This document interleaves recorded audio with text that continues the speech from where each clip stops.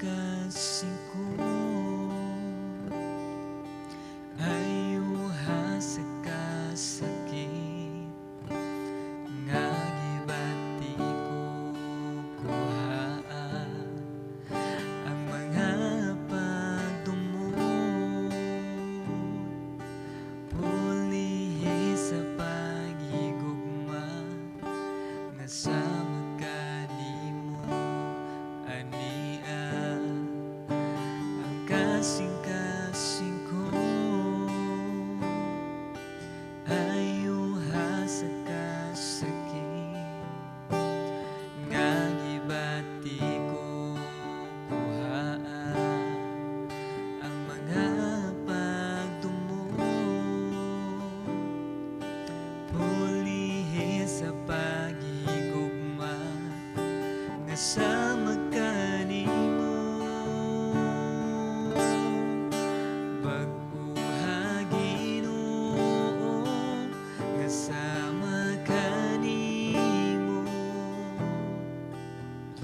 ang kasing-kasing ko himaya mo Kristo mudan aghana ko musidla ka o Dios kanunay sa kinabuhi ko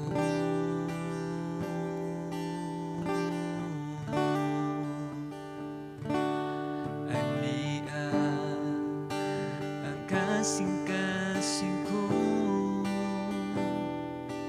ayuha sa kasakit nga gibati ko kuhaa ang mga pagdumot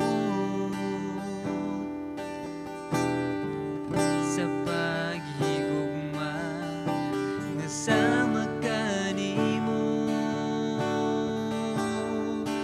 pag-uha Ginoo nga sama kanimo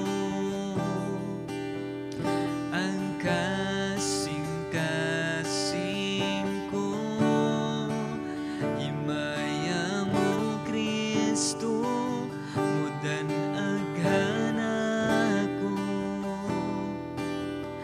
musidla ka o Dios pag-uha Ginoo nga sama kanimo ang kasing-kasing ko himaya mo Kristo mudan aghana ko musidla ka o Dios kanunay sa kinabuhi ko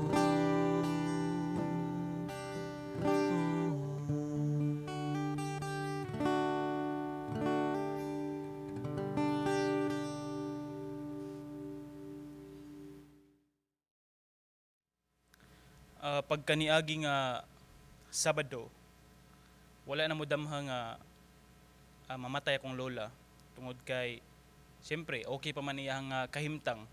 Pero mao na yato makita nga ang kinabuhi sa tao lumalabay lang niini nga kalibutan. Makita nato nga diin dili tanang problema nga naa sa kalibutan kayang sulbaron sa atubangan sa mga tao sa kapasidad sa mga tao.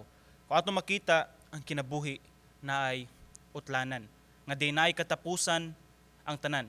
Ni maski moingon tag ngano makita man nato nga ang tawo mamatay, ngano makita man nato nga ang tawo masakit, ngano makita man nato nga naay mga pamilya nga nangabuak, ngano makita man nato nga naay mga relasyon nga nangatapos.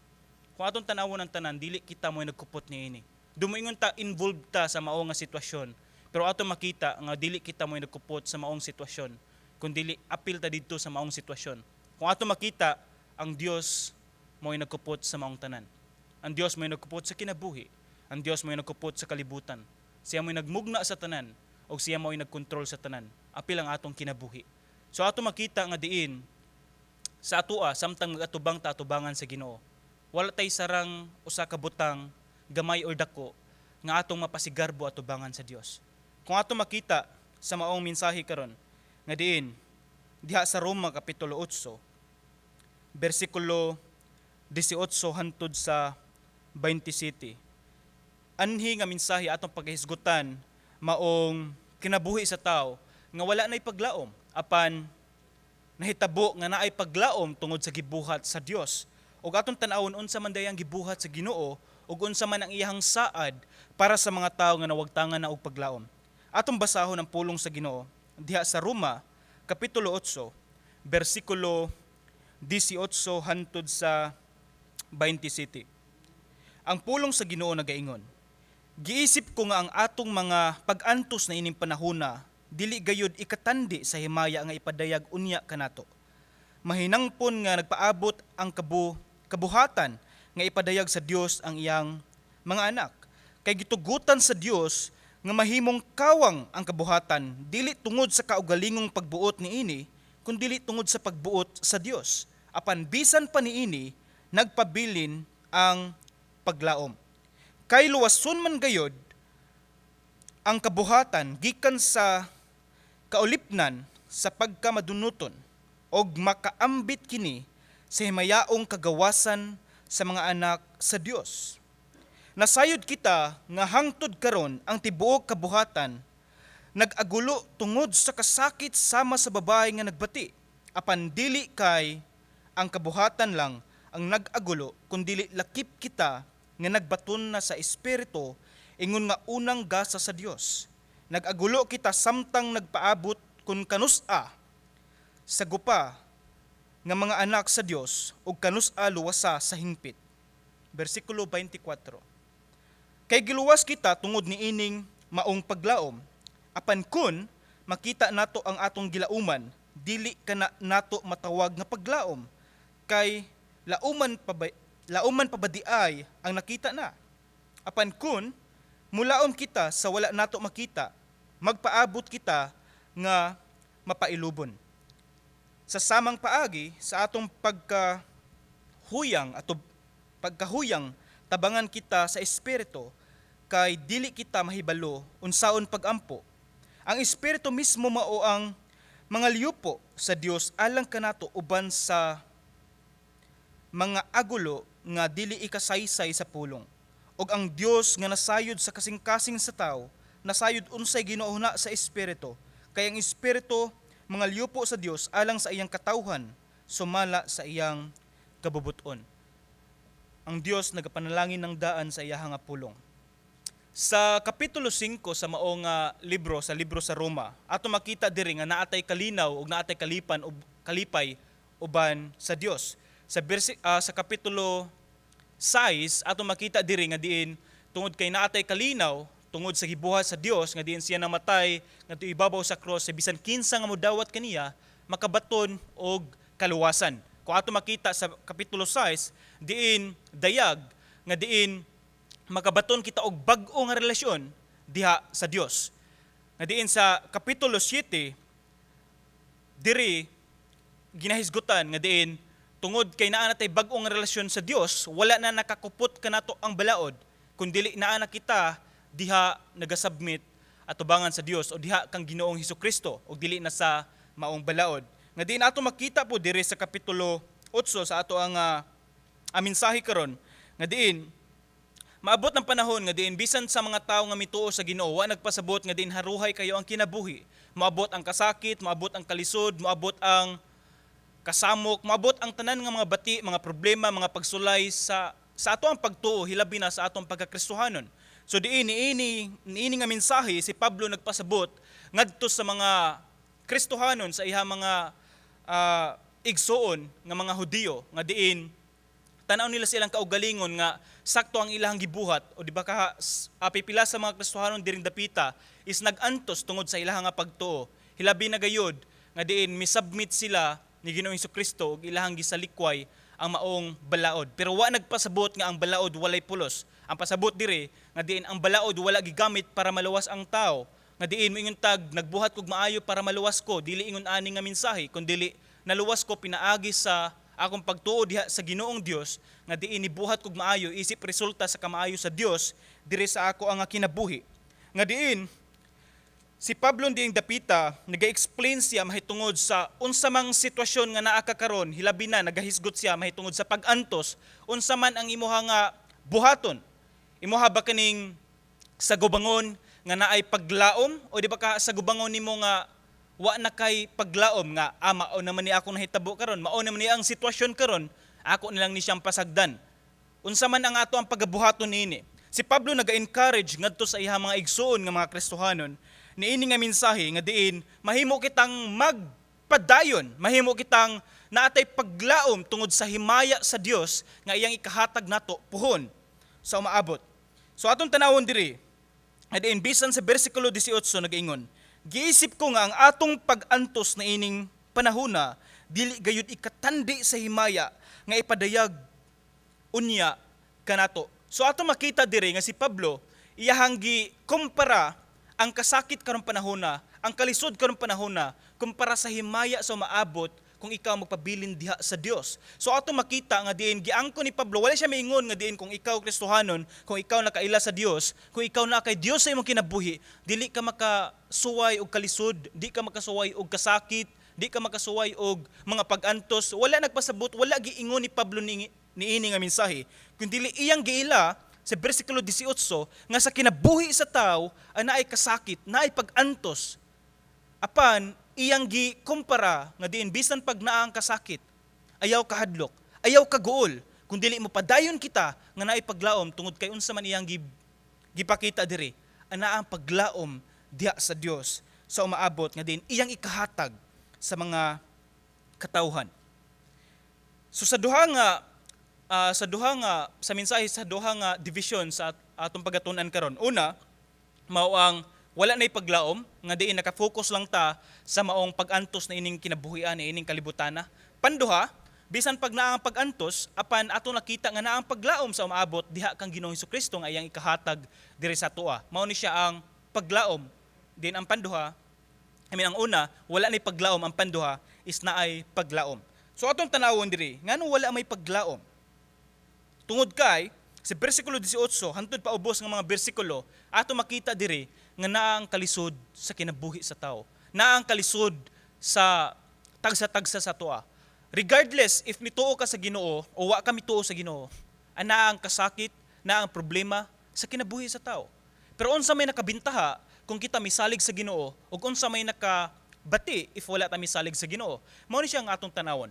Una, kung wala ta misalig sa Ginoo, kung naay mga problema nga maabot sa atong kinabuhi, naay mga kalisod nga maabot sa atong kinabuhi, asa man ta mo dangop og mangita og kusog, asa man ta moadto para makakita og comfort or makakita og kalinaw. Usahay moadto ta sa mga barkada. Adin usahay po ng atong mga barkada, bati kayo mga advices, di ba? Usahay moadto ta sa bisan unsa nga mga kalipay nga naas kalibutan. Mo nang namugna nga naay bisyo tungod kay adto na lang ipabuhagay nga din tungod kay puno na sa problema ngadto na lang sa bisyo. Nga pagkahuman sa bisyo, nibalik ang problema, di ba? So atong tanawon diri, unsa man nakanindot kung naa ang Dios bisan na atay mga problema, tungod kay mao kini siya. Kung ang Dios mo'y tag-iya sa atong kinabuhi, ang Dios mo'y tag-iya sa kalibutan, siya mo'y nasayod sa tanan. Laktod nga pagasulti, nasayod siya sa imong problema. Laktod nga pagasulti, wala siya moingon nga wa siya kakita sa imong gisagubang karon. Laktod nga pagasulti, wala siya moingon nga din wala siya kadungog sa imong mga kasakit. Laktod nga pagasulti, wala siya moingon nga din wala niya makita nga dayag sa iyang mga mata nga ikaw nagantos, nga ikaw nagsakit, nga ikaw naay problema. Kung atong tan-awon diri, ang Dios mo'y nasayod sa tanan, ang Dios nasayod sa imong problema, ang Dios nasayod sa kinabuhi sa tao, ang Dios nasayod sa problema sa tao. If natay mga pag-antos sa atong kinabuhi, ang Dios mo'y nasayod niya na. Mo nang kung atong tanawon diri sa mga bersikulo nga atong ginabasa, nga moingon nga nag-antos kita diha kang Kristo, hilabi na diri sa bersikulo 17, nga din ato makita nga din nag-antos kita diha kang Kristo. Wa nagpasabot nga diin kung mag-antos kita gipasagdan ta sa Dios. Wa nagpasabot nga diin kung nag-antos kita ang Dios nagtan-aw nga nalipay siya. Laktod nga pagasulti kung ang amahan o ang inahan nagtan-aw sa iyang anak nga nag-antos, masakitan pud siya. Ganahan siyang mutabang. Ganahan siyang, di ba? Ganahan siyang atimanon ang iyang nga anak. Ingon ana ang pagbati sa Dios sa iyang mga anak. Nga din kung makita niya ang iyang mga anak nga nag-antos, wa nagpasabot nga nalipay siya tungod kay nag-antos ka. Pero ana ang kalipay sa Dios tungod kay ikaw nagmatinumanon sa Dios, ni bisan ana ang kasakit, ni maski naang problema, naang kalisod, pero nagmatinumanon gihapon ka sa Dios. Ug mao na siya ang makahatag og kalipay sa Dios. Nga diin bisan nag-antos ka niining kinabuhi-a, naang umaabot nga himaya nga ikahatag sa Dios sa imuha tungod sa imong pagkamatinumanon diha sa atong buhi nga Dios. Nga diin, unsa man day mas maayo? Moingon ta mag-antos ta tungod kay nagbuhat tag maayo or nag-antos ta tungod kay nagbuhat ta og daotan?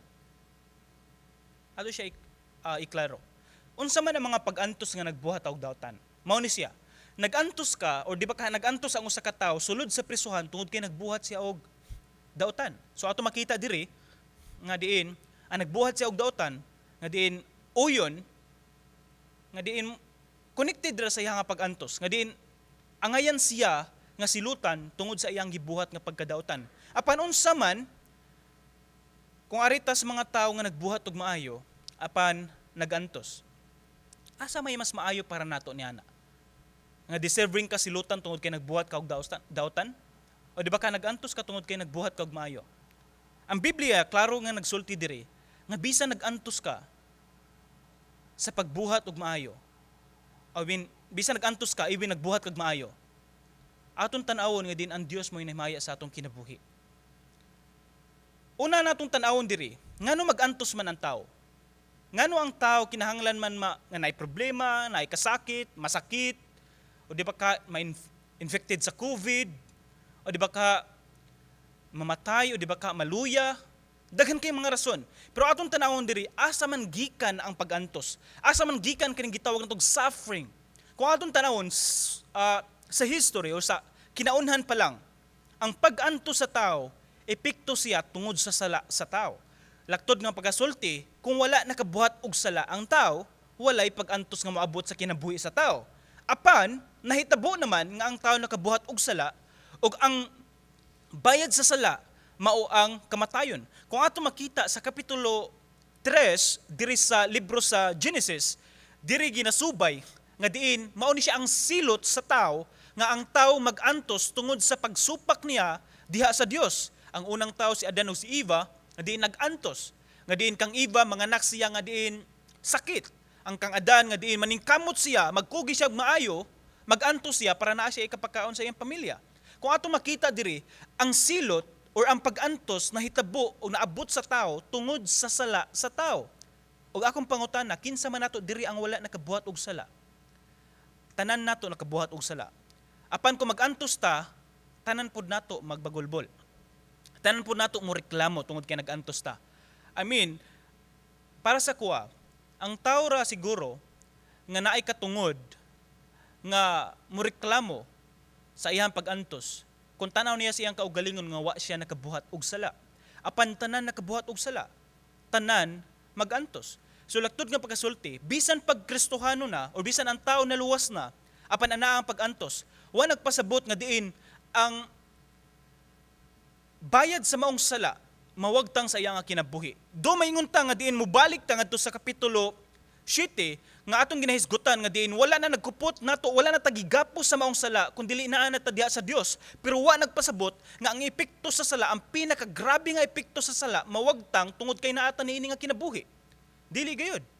Sanglit nga nagkinabuhi pa ta nga naa sa kalibutan, ang epekto sa sala nagkinabuhi nga naa sa kalibutan. Bisan pag nagsunod kita sa Ginoo, naa ang epekto sa sala ug maapektuhan ang ato ang lawas. Pero wa ka nagpasabot nga diin maepektuhan ang ato ang kaluwasan. Ang pasabot diri nga diin ang ato ang unod, ang ato ang lawas maapektuhan tungod sa sala. Nga mao nang naa ang pag-antos sa kinabuhi sa tao. Apan, bisan pag naang pag-antos, diri ginailan ni Pablo nga diin naang unsa man, naang paglaom diha sa Dios. Naang grabe ka anindot nga himaya nga umaabot nga ihatag sa mga tao nga nagmatinumanon diha sa Dios. So unsa may imong buhaton sa mga pag-antos nga niabot sa imong kinabuhi karon? Imo baning ang kunon nga diin mao naman eh. O di ba ka mo reklamo ka atubangan sa Ginoo? O di ba ka imuhang sultihan og bati ang Dios tungod kay nag-antos ka karon? O di ba ka imong kuhaon ang pagantos? O imong pangayoon ang tabang sa Dios? Na Lord, tabangi ko sa ako mga pagantos karon. Di ba mas nindot ni siya nga kinaiya nga diin mahimo kang depende atubangan sa Ginoo? Nga mahimo kang mosalig diha sa Dios. Nabisa na naakas kalipay, nibisa naakas kasakit, nibisa naakas mga problema, nibisa naakas mga pagantos, naakas kalisod. Apan, imong apilon ang Dios sa imong kinabuhi. Nga Lord, salamat ni ining tanan. Lord, tabangi ako. Kani mo nindot nga kinaiya nga tagsa-tagsa sa atong kinabuhi. Kinahanglan natong i-develop, kinahanglan natong batunan. Nga diin matag problema sa atong kinabuhi. Una natong sangpiton ang Dios sa atong kinabuhi. Di sa ingon nga Lord, nga naabot man sa akong kinabuhi, daghan na kay tag mga reklamo. Kundi Lord, tabangi ako nga kayo na kong sagubangon ang maong problema. Ginasulti nako kaganina tungod kay iniyon ko nga pagka Sabado namatay ang akong lola.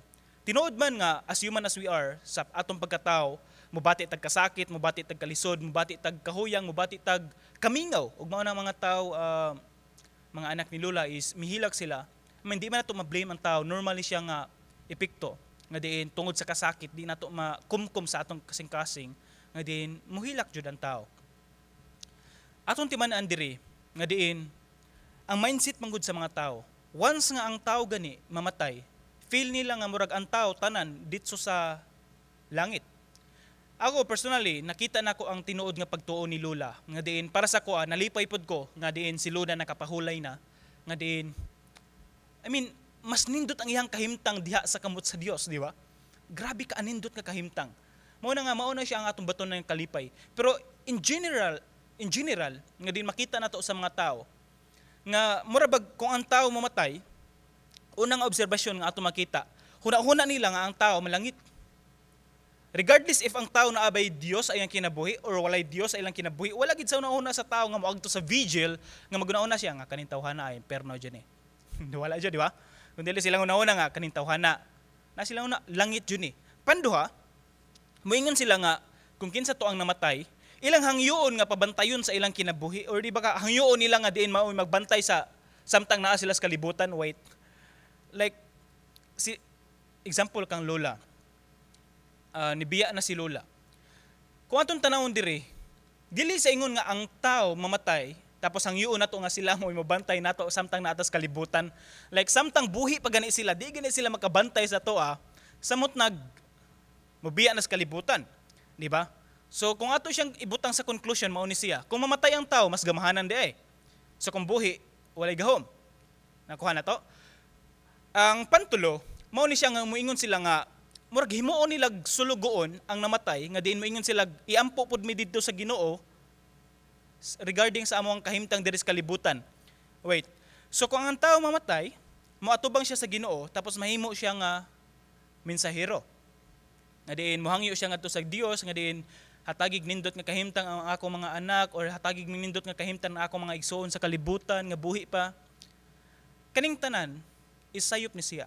Atong tanawon, nga din kung moingon gani kog ang Dios mo nagkupot sa imong kinabuhi. Kung mamatay ang tao, ang kinabuhi directly mo atubang gina siya ngadto atubangan sa Dios. Kung ato makita diri, ang tao anay paglaom samtang buhi pa kita niining kalibutan na. Kay nga naman, kung mamatay na ang tao, unsa may nagpaabot kaniya? Dili na paglaom, kundi hukom atubangan sa Dios. Muna ang paglaom sa kinabuhi sa tao, wala sa human sa kamatayon, kundi ang kinabuhi, ang paglaom sa tao, naa sa kinabuhi karon. Kung ingon tag nag-antos man ka, nakas kalipay, nakas kalisod, nakas mga problema, wa nagpasabot nga wa na kay paglaom. Kung dili kung na kay mga pag-antos na kay problema, nagpakita kini siya nga naapatay paglaom samtang buhi pa kita nining kalibutana. Nga diin mo sangpit kita at tubangan sa Dios. Nga diin magbantay kita regarding sa mga tao nga musulti nga diin kung ikaw muduol sa Ginoo, wa na kay pag-antos, wa na kay problema, wa na kay kasakit, wa na kay kalisod, madato ka, masikat ka. Kani mga saad sayop ni siya. Wa nagpasabot nga din kumusalig ka sa Ginoo, di ka madato. Wa nagpasabot nga kumusalig ka sa Ginoo, di ka musikat. Akong gipasabot diri nga diin ang kaning gitawag na tog kasiguraduhan diha sa Dios. Wa nagpasabot nga diin kumuduol ka sa Ginoo, makuha ang imong nga motibo personally. Nga diin musikat ka, modato ka. Unsa may pinakanindot nga batasan diri? Kumudato ka, gamitan na siya para sa Dios. Kumusikat ka, gamitan na siya para sa Dios. Kung sikat ka, musulti ka sa mensahe sa Ginoo, mas daghan ang tao nga makadungog. Kumudato ka, gamiton nimo siya para sa Ginoo, mas daghan kag matabangan para sa Dios. Kung ato makita dire, dili sayop ang tanan. Ang nahimong sayop, ang kasing-kasing sa tao nga nagunahuna sa iyang kaugalingon lang. Ug mao nang ato makita, kung imong kaugalingon lang ang imong ginahuna, dire wala na kay paglaom. Ang paglaom naa sa Dios. Ug ang paglaom mao ang himaya nga maabot nga ikahatag sa Dios sa tagsa-tagsa nato ka kinabuhi. Mao na nga atong makita diri sa bersikulo 26. Sa samang paagi sa atong pagkahuyang, tabangan kita sa espiritu kay dili kita mahibalo unsaon pagampo. Ato makita diri ang kinabuhi sa tao. Hilabi na grabe nato kahuyang. Nagpasabot diri nga especially physically nga weak ta, nga dili nato kayang isulti. Second, emotionally nga weak ta, nga din walay pulong nga magawa sa ato mga ngabel. Pantulo, spiritually weak, nga diin dali ra kayo madaog sa mga tentasyon. Kung atong tanawon diri, ang pinakaanindot is kung kita tinuod nga Kristohanon, anda mo tabang kanato ang espiritu sa Dios. Apan wa nagpasabot diri nga naa na kay license para sa pagbuhat ni hining tanan. Ang gipasabot diri nga din mao ni siya ang kamatuoran sa kinabuhi, ni maski ang espiritu naningkamot nga ikaw maluwas. Maski ang espiritu naningkamot nga ikaw magpabilin nga naay nindot nga relasyon sa Ginoo. Ang pinaka-idea diri is makabaton kita og nindot nga relasyon at tubangan sa Dios. Ang makaluwas sa tao mao ang nindot nga relasyon diha sa Ginoo. Ang paglaom sa tao mao ang Dios ug ang nindot nga saad sa Dios nga diin kinsa man tuong matinumanon maski na ang kasakit karon ana ang himaya sa Dios nga ihatag sa iyaha. Mga kaigsuonan, if naa man kay pag-antos karon, if naa man kay kalisod karon sa imong kinabuhi nga imong gisagubang, na may mga pagsulay, may problema, may kalisod, huyang man kay ka sa mga problema, sa mga tentasyon, mao ni siya ang aton timan-an. Ang Dios anda mo tabang sa imuha. Ang atong buhaton maong muduol kita diha sa Dios. Akong pangutana, andam ba ka nga muduol diha sa Dios? Kung andam na ka, magampo kita. Ginoong Dios, niini nga panahon kami Ginoong nagakalipay sa imuha nga gibuhat nga maayo dira sa among kinabuhi. Salamat o Dios nga din ikaw namatay nga tuy babaw sa cross para sa among kaluwasan. O Dios, ako Ginoong nagaampo kauban sa ako ang mga kaigsuonan diha sa pagtuo. O hilabi na sa mga tao nga nagatan-aw karon. O Dios, nasayod ka sa tagsa-tagsa sa ilang kinabuhi, nasayod ka sa ilang mga pag-antos, nasayod ka sa ilang kasakit, nasayod ka Ginoo sa ilang problema, nasayod ka Ginoo sa ilang mga kahuyangon. Lord God, ako Ginoo, nagaampo nga din ikaw ang Dios, mao'y magapakita sa imong himaya ngadto sa ilang kinabuhi, nga ilang makita nga din sila makasasala og sila nagkinahanglan og manluluwa sa ilang kinabuhi, og ilang makita sa ilang kaugalingon, nga din bisan sa mga pagsulay, bisan sa mga problema, ang pinakaanindot nga ilang buhaton is musangpit sila sa imuha. O Dios, ako Ginoo nagaampo nga ikaw maghikap sa ilang kasing-kasing, mag-aabli sa ilang hunahuna, mag-ausab sa ilang kinabuhi, nga diin sa ilang kinabuhi mahimo nga magmatinumanon sa imuha mga saad, mahimo nga diin maghatag og himaya sa imuha o Dios. Lord God, ako Ginoo nagaampo nga diin ikaw maghatag kasulbaran sa mga problema, sa mga gipang sagubang sa mga tao karon. Lord God, hilabi na sa among atubangan karon sa kaning COVID-19. Ikaw o Dios nga din maghatag og comfort sa matag usa. Ikaw o Dios may maghatag og kalipay sa matag usa bisan sa mga kasakit. Ikaw o Dios maghatag og kalipay sa matag usa. Hilabi na o Dios nagaampo ako sa mga tao nga diin pipila sa ilang mga minahal sa kinabuhi is mibiya na. O di ba ka naanas imuhang kamot? Pipila sa ilang mga minahal sa kinabuhi is namatay. Lord God, ako Ginoo nagaampo nga din ikaw Ginoo maghatag og comfort para sa ilaha, sa ilahang kinabuhi. Nga din mobati sa lagkalipay bisan pag natapos na ang tanan. Nga diin ang kalinaw maabot sa ilang kasing-kasing, maabot sa ilang pamilya, tungod kay ikaw ang Dios sa ilang kinabuhi. O Dios, salamat sa tanan, og tanan dungog og himaya kanimo lamang sa pangalan ni Jesus. Amen. Ang mensahe sa Ginoo nga diin nagasaad sa matag usa nga naatay mga problema, naatay mga pag-antos, kita mudangop diha sa Ginoo. Ang atong paglaom diha sa Dios ug ang anindot nga saad sa Dios mao ang himaya. Grabe ka anindot nga himaya nga ikahatag niya sa matag usa. Hinaot nga diin sa maong mensahe sa Dios nga nadungog kanato karon, makahatag nato siya kalig-on sa ato ang pagsagubang sa mga problema, o maghatag nato kalipay nga din bisan pag naa mga kasakit na mga pagsulay sa kinabuhi, mapadayon gyapon ta. Tungod kay ang Dios naguban sa toa. Salamat kaninyong tanan. God bless.